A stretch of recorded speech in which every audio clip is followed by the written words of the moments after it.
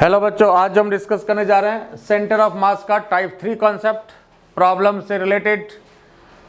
तो आइए देखिए, सबसे पहले जैसे मान लीजिए कोई भी दो बॉडी है और अगर यह कोई भी लाइट रॉड से कनेक्टेड है, कोई भी दो बॉडी है ना, दो गोला मान लीजिए है और ये कोई भी लाइट रॉड से कनेक्टेड है, इसका सेंटर ऑफ मास निकालना। यह जो रॉड है इसका मास कंसीडर नहीं करना, इसी के लिए आपको लाइट रॉड दिया हुआ है। ये लाइट रॉड है, इससे कनेक्टेड है, ठीक है, और सेंटर ऑफ मास इसका आपको चाहिए और ये लेंथ आपको L आपको दिया हुआ है।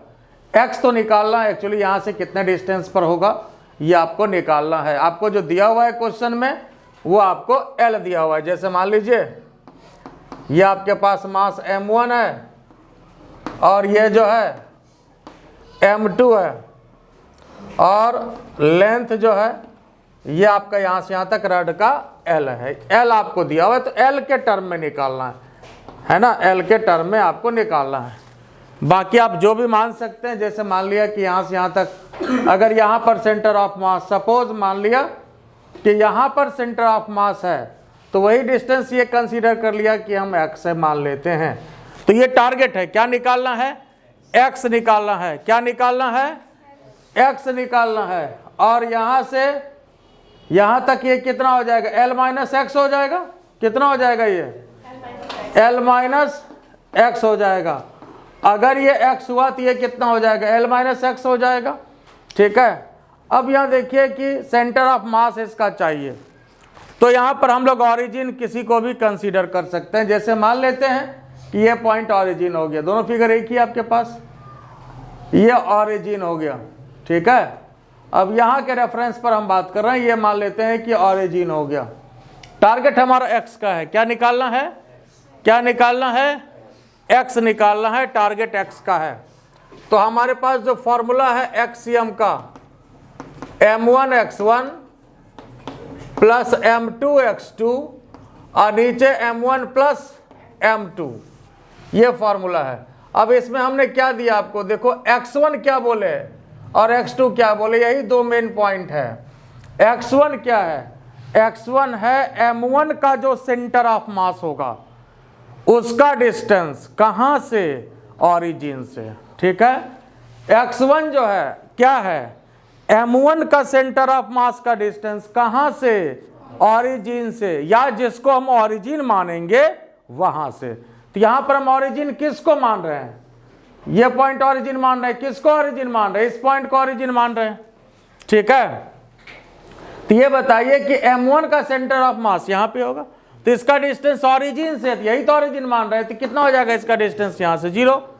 तो x1 कितना हो गया, x1 यहाँ पर 0 हो गया, यही दो पॉइंट मेन है। अब x2 का वैल्यू कितना हो जाएगा बताओ, x2 का वैल्यू कितना हो जाएगा, L हो जाएगा। m2 का सेंटर ऑफ मास कहाँ से, ऑरिजिन से, तो ऑरिजिन से यहाँ का डिस्टेंस कितना है, L है। आई बात समझ में। तो अब यहाँ पर देखिए इसका जो एक्सियम है ये आपको मिल जाएगा। अब ये तो 0 हो गया ना, तो इसको 0 कर दें। अब उसके बाद m2, x2 के स्थान पर L और नीचे कितना हो गया, m1 प्लस m2। तो एक्सियम इक्वल टू कितना हो जाएगा, m2L और नीचे m1 प्लस m2, और यही इसका सेंटर ऑफ मास का डिस्टेंस हुआ, यही आपका x का वैल्यू हो गया, यही आपको x मिला, x का वैल्यू आपके पास यही हुआ। क्योंकि यहाँ से इसका सेंटर ऑफ मास यहाँ पर मान रहे हैं तो यही एक्सियम यहाँ से यहाँ तक हो गया। आई बात समझ में। तो ये यहाँ से हमें डिस्टेंस मिल गया। फिर देखो अगर आप ये चाहें कि नहीं, डिस्टेंस हमें यहाँ से चाहिए, इसके सेंटर से, m2 के सेंटर से, या क्वेश्चन ही पूछे आपको m2 के सेंटर से क्या डिस्टेंस होगा, ठीक है। ये डिस्टेंस कहाँ से हुआ, ये हुआ m1 के सेंटर से। अगर क्वेश्चन ही आपको पूछे कि भैया m2 के सेंटर से बताना है तो कोई बात नहीं, क्या करेंगे, ये तो x का वैल्यू हमें मिल चुका, ठीक है। तो क्या करेंगे इसके लिए, यहाँ पर देखो ये डिस्टेंस हमें चाहिए, एक्सियम तो यही हो गया, ये आपका x सेंटर, ये आपका सेंटर ऑफ मास मिला यहाँ पर हमको, ठीक है। अब देखो यहाँ से डिस्टेंस निकालना इस सेंटर ऑफ मास का, तो कितना हो जाएगा, L माइनस एक्स। तो L में x को घटा देंगे, है ना, from the centre of M2, अगर ये निकालना चाहें from the centre of M2, M2 के सेंटर से निकालना चाहें तो क्या करना पड़ेगा बताओ तो, क्या करना पड़ेगा? L में x को घटा देंगे, यही ना है, तो L माइनस एक्स, तो L माइनस एक्स कितना, यही आपके पास है M2L upon M1 plus M2। तो यहाँ पर जो है ये M1 प्लस M2 और यहाँ पर ये M1 plus M2 into L minus कितना M2L, M2L, M2L ये कट गया, क्या बच गया आपके पास आंसर, क्या बच गया, इधर लिख दूं, तो यहाँ पर यही जो बचा आपके पास M1L और नीचे M1 प्लस M2, ये L माइनस एक्स का वैल्यू हो गया। बोलो इसमें कोई दिक्कत है? ये बात क्लियर हुआ या नहीं हुआ? ये किधर से निकला, इधर से, एक बार इसको ऊपर लिख देते हैं, कहीं नीचे कटे, तो यहाँ पर L माइनस एक्स का वैल्यू कितना निकला, M1L और नीचे M1 प्लस M2। आई बात समझ में? यहां से ये M2 से हो गया। बोलो कोई दिक्कत है इसमें? ये इधर से इतना डिस्टेंस हुआ और इधर से तो ये डिस्टेंस हम लोग निकाले ही हैं, M2L नीचे M1 प्लस M2। बात क्लियर हुआ कि नहीं? ठीक है, और इसको याद भी रखिएगा, इस फॉर्मूले को डायरेक्ट याद भी रखिएगा, ये बहुत ज़्यादा काम करता है, बहुत ज़्यादा आता है क्वेश्चन ये। तो एक्सियम इक्वल टू क्या हो गया, M2L और नीचे M1 प्लस M2। इसको ऐसे याद रखना। देखो अगर जैसे मान लो M2 अगर ज़्यादा हो तो सेंटर ऑफ मास किधर शिफ्ट करेगा, याद रखने का ट्रिक देखिए, समझिए। अब इसको याद रखने का ट्रिक क्या है, टेक्निक क्या है, इसको समझिए। अगर M2 ज़्यादा हो, M2 ज़्यादा हो तो सेंटर ऑफ मास किधर होगा, M2 के तरफ लाई करेगा, ठीक है। तो ऊपर M2L और नीचे M1 plus M2, M1 plus M2 तो नीचे दोनों में होगा ही। अब यहाँ पर M2L लगाना है कि M1L लगाना है, ये देखना है। तो कौन सा फैक्टर ज़्यादा होगा? अगर हम ये कहें कि सपोज इसमें M2 is greater than M1, अगर M2 ज़्यादा है तो ये वैल्यू ज़्यादा होगा कि नहीं, ये वैल्यू ज़्यादा होगा कि नहीं, ये वैल्यू, हाँ ये डिस्टेंस ज़्यादा होगा ना, तो ये डिस्टेंस तो ज़्यादा होगा। तो ये अगर ज़्यादा होगा तो यहाँ पर क्या देना पड़ेगा, M2 देना पड़ेगा, तभी तो ज़्यादा होगा। आई बात समझ में? और अगर इधर से लें तो ये वैल्यू क्या होगा, छोटा होगा, ये डिस्टेंस छोटा होगा कि नहीं। तो अगर ये छोटा होगा तो इसका मतलब यहाँ पर क्या लेना है, छोटा वाले को लेना है। छोटा होगा तो छोटा वाले को लेना है और बड़ा डिस्टेंस होगा तो यहाँ पर बड़ा वाले को लेना है। इसलिए कि नीचे तो M1 प्लस M2 दोनों में रहना ही है। आई बात समझ में? नीचे तो M1 प्लस M2 दोनों में रहना ही है। बोलो ये बात समझ में आया कि नहीं आया? ये क्लियर हो गया? ये लिख लिए, इसको लिख लीजिए पहले।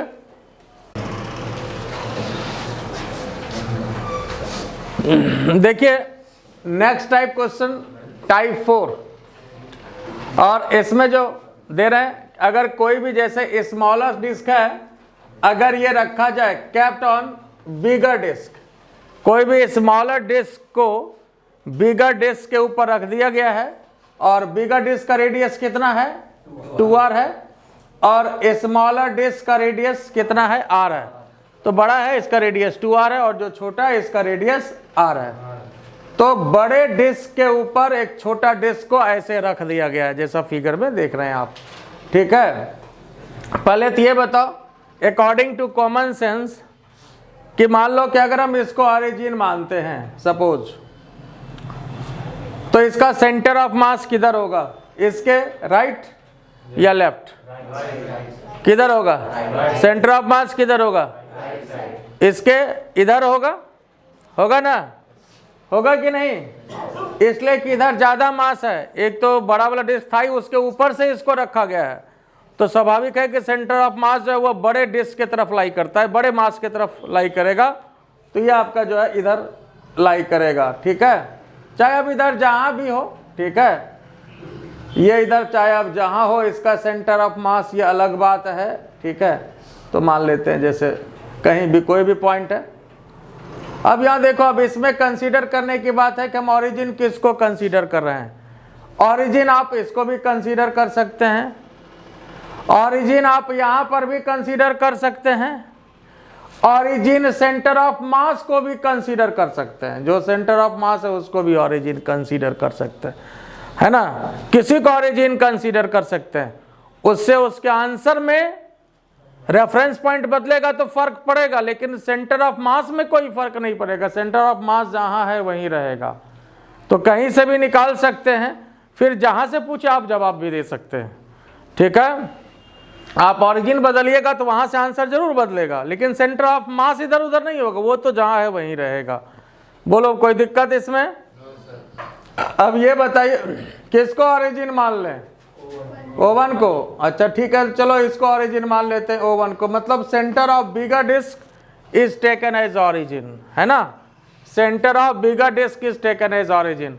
और फॉर्मूला जो आपके पास होगा axiom equal to m1x1 plus m2x2, नीचे m1 प्लस m2। तो इसके बदले यहाँ पर हम लोग एरिया वाला फॉर्मूला लगा दें। मास के स्थान पर एरिया भी ले सकते हैं, इसलिए कि आपका डिस्क वाली बात है, 2 डायमेंशनल फिगर है, डिस्क वाली बात है, 2 डायमेंशनल फिगर है, तो एरिया कंसीडर करेंगे। इसलिए कि डेंसिटी कुछ भी होगा तो कट जाएगा, इसलिए डायरेक्ट हम लोग इसको ले सकते हैं। ले सकते हैं कि नहीं? तो आप इसको ले सकते हैं, कोई दिक्कत वाली बात नहीं है। तो अब यहां पर देखिए, centre of bigger disc is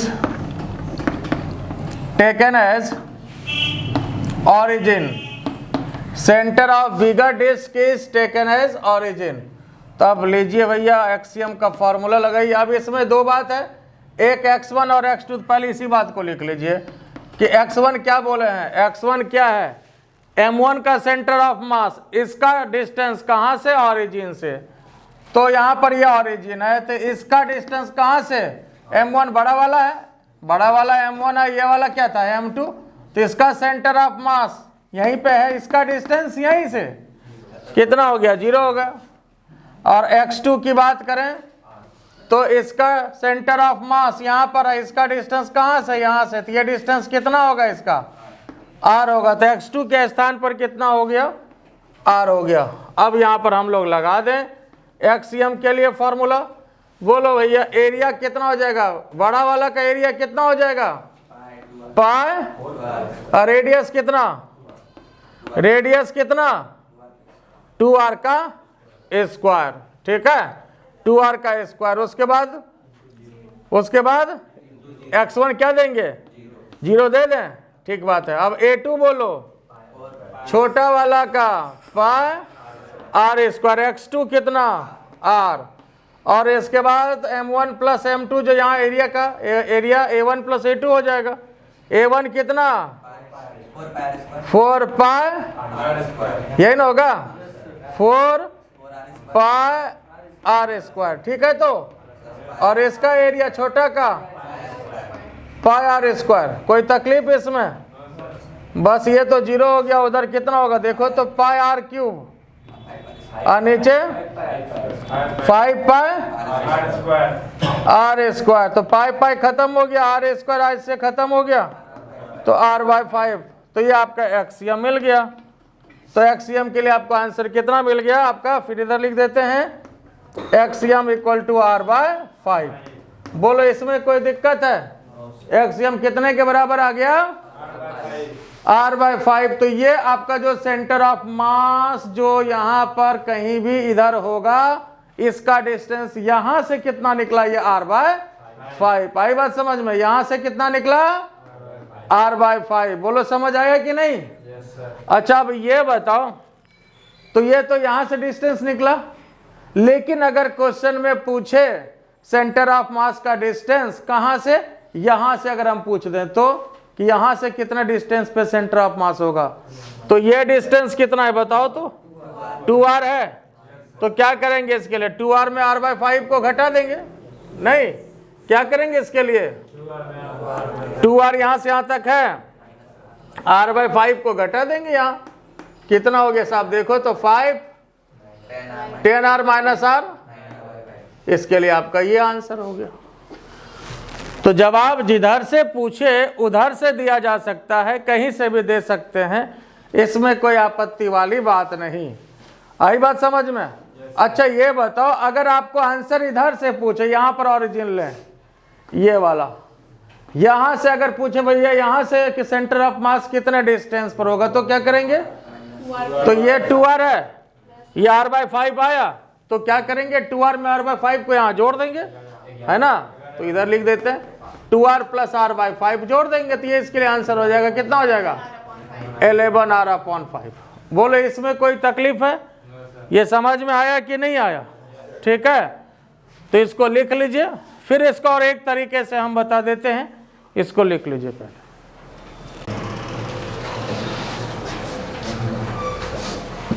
देखिए नेक्स्ट टाइप क्वेश्चन, टाइप 4, और इसमें जो दे रहे हैं, अगर कोई भी जैसे स्मॉलर डिस्क है, अगर ये रखा जाए कैप्ट ऑन बिगर डिस्क, कोई भी स्मॉलर डिस्क को बिगर डिस्क के ऊपर रख दिया गया है, और बिगर डिस्क का रेडियस कितना है? 2r है, और स्मॉलर डिस्क का रेडियस कितना है? r है। तो बड़ा है इसका रेडियस 2r है, और जो छोटा है इसका रेडियस r है। तो बड़े डिस्क के ऊपर एक छोटा डिस्क को ऐसे रख दिया गया है, जैसा फिगर में देख रहे हैं आप। ठीक है, पहले तो ये बताओ अकॉर्डिंग टू कॉमन सेंस कि मान लो कि अगर हम इसको ओरिजिन मानते हैं सपोज, तो इसका सेंटर ऑफ मास किधर होगा? इसके राइट या लेफ्ट? किधर होगा? सेंटर ऑफ मास किधर होगा? इसके इधर होगा, होगा ना? होगा कि नहीं? इसलिए कि इधर ज्यादा मास है, एक तो बड़ा वाला डिस्क था ही, उसके ऊपर से इसको रखा गया है, तो स्वाभाविक है कि सेंटर ऑफ मास जो है वो बड़े डिस्क की तरफ लाई करता है, बड़े मास की तरफ लाई करेगा, तो ये आपका जो है इधर लाई करेगा। ठीक है, चाहे अब इधर जहां भी हो, ठीक है, ये इधर चाहे अब जहां हो, इसका सेंटर ऑफ मास ये अलग बात है। ठीक है, तो मान लेते हैं जैसे कहीं भी कोई भी पॉइंट है। अब यहाँ देखो, अब इसमें कंसीडर करने की बात है कि हम ओरिजिन किसको कंसीडर कर रहे हैं। ओरिजिन आप इसको भी कंसीडर कर सकते हैं, ओरिजिन आप यहाँ पर भी कंसीडर कर सकते हैं, ओरिजिन सेंटर ऑफ मास को भी कंसीडर कर सकते हैं, जो सेंटर ऑफ मास है उसको भी ओरिजिन कंसीडर कर सकते हैं, है ना? किसी को ओरिजिन कंसीडर कर सकते हैं, उससे उसके आंसर में रेफरेंस पॉइंट बदलेगा तो फर्क पड़ेगा, लेकिन सेंटर ऑफ मास में कोई फर्क नहीं पड़ेगा, सेंटर ऑफ मास जहां है वहीं रहेगा। तो कहीं से भी निकाल सकते हैं, फिर जहां से पूछे आप जवाब भी दे सकते हैं। ठीक है, आप ओरिजिन बदलिएगा तो वहां से आंसर जरूर बदलेगा, लेकिन सेंटर ऑफ मास इधर उधर नहीं होगा, वो तो जहां है वहीं रहेगा। बोलो कोई दिक्कत इसमें? अब ये बताइए किसको ओरिजिन मान लें? O1 को। अच्छा ठीक है, चलो इसको ओरिजिन मान लेते हैं O1 को, मतलब centre of bigger disc is taken as origin, है ना? Centre of bigger disc is taken as origin. और फॉर्मूला जो आपके पास होगा axiom equal to m1x1 plus m2x2, नीचे m1 प्लस m2।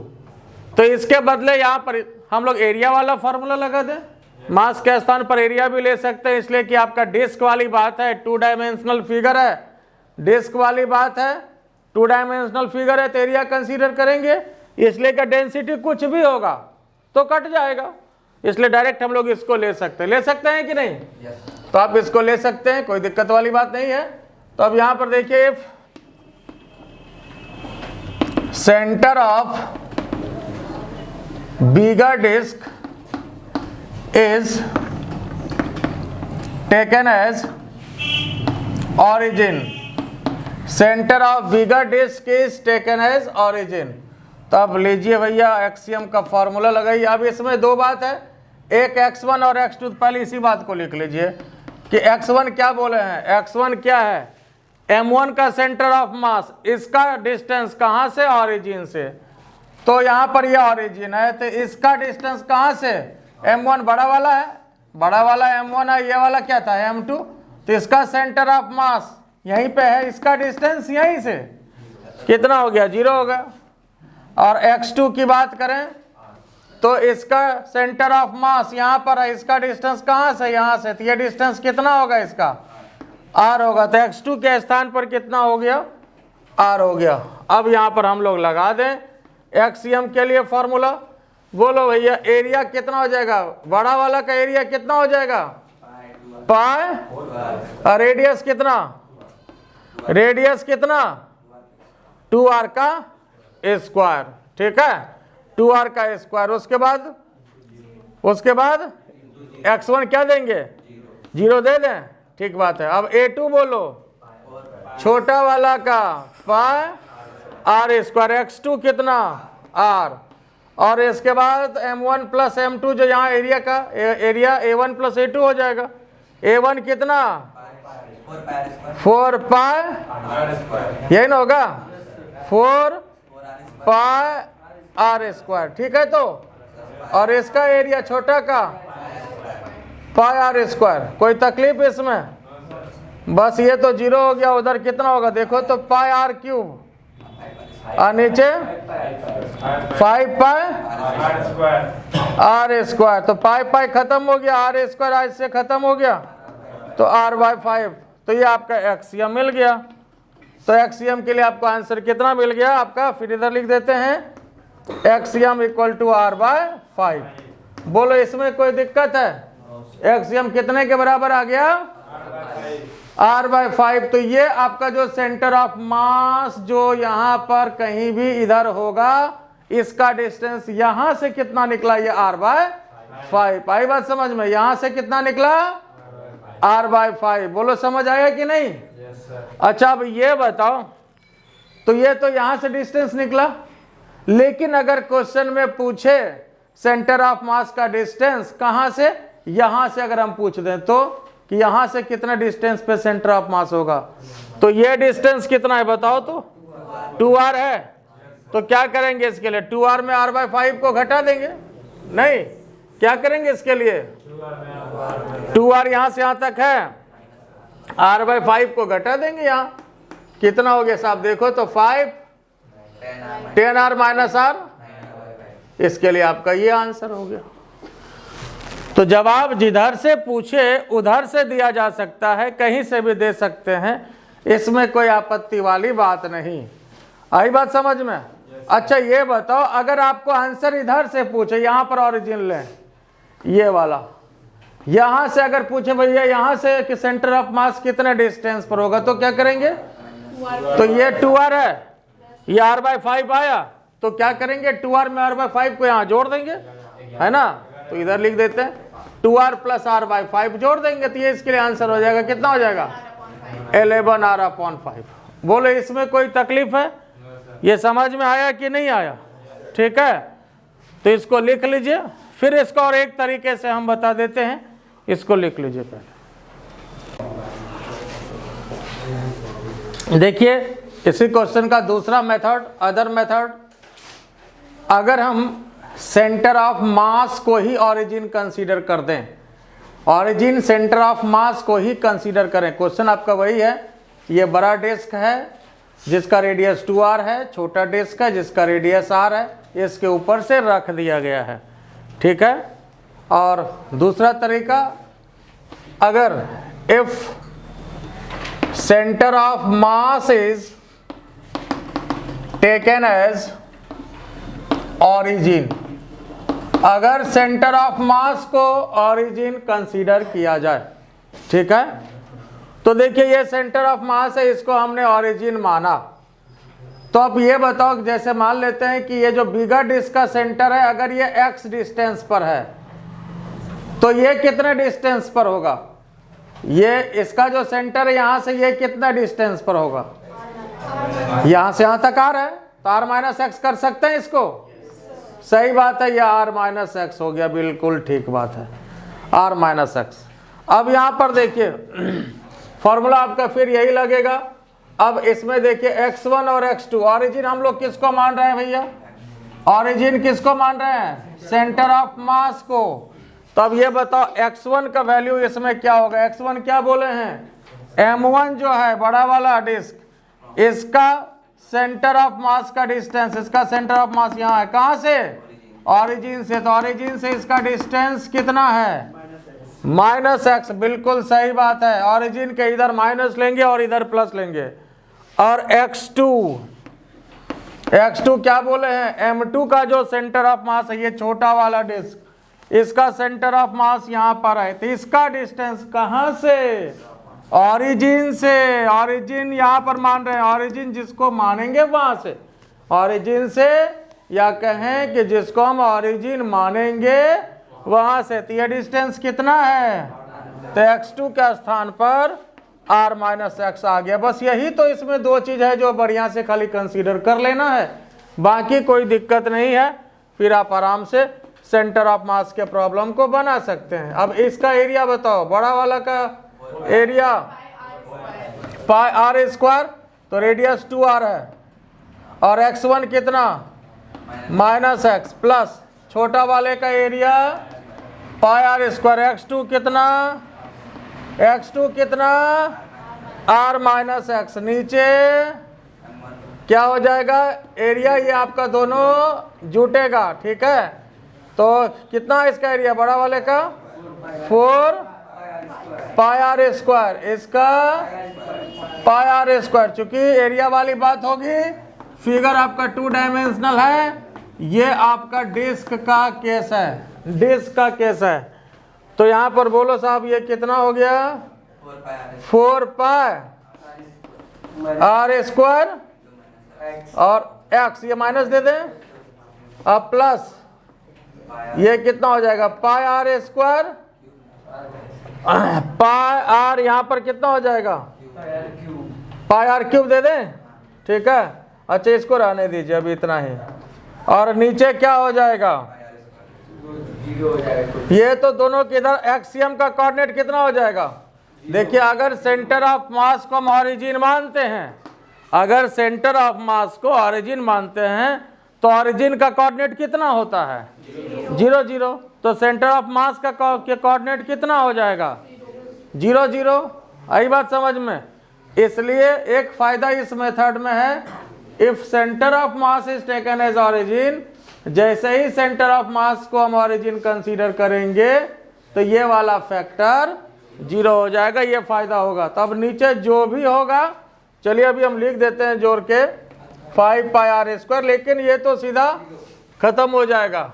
बोलो इसमें कोई दिक्कत है, ठीक है। तो अब आइए ऊपर, ये 0 करेंगे और यहाँ देखो ये पाई r² r-x, लो एक स्टेप और लिख ही देता हूं मैं, 4 पाई r² x, यही ना इक्वल टू क्या, तो इसको उधर भेज दें, तो पाई r² r-x, ये 4 पाई r² x। देखो पाई r² तो गया, r-x इक्वल टू 4x, इसको उधर ले जाइए, 5x इक्वल टू, तो x equal to r/5। Answer तो वही आना ही चाहिए ना, आंसर तो वही आना ही चाहिए, चूंकि मेथड आपका चेंज है, बाकी आंसर तो वही रहेगा। बोलो इसमें कोई दिक्कत है। तो r/5x का वैल्यू आया, मतलब ये डिस्टेंस मिल गया। तो बिगर डिस्क के सेंटर से, जो कि ये है, यहाँ से कितना डिस्टेंस पर सेंटर ऑफ मास मिला हमको, r/5 डिस्टेंस पर। आई बात समझ में। तो मेथड चेंज है लेकिन आंसर तो वही होना चाहिए। बोलो इसमें कोई दिक्कत है, क्लियर हुआ या नहीं, ठीक है। तो चलिए ठीक है, आज इतना ही, फिर और नेक्स्ट डे और अलग टाइप का क्वेश्चन हम लोग करेंगे, नेक्स्ट टाइप का, ठीक है। और जो बच्चे यूट्यूब पर देख रहे हैं, आपको अगर फ़ायदा हो रहा है तो क्या करना है, लाइक करिए, शेयर करिए, सब्सक्राइब करिए। Thank you.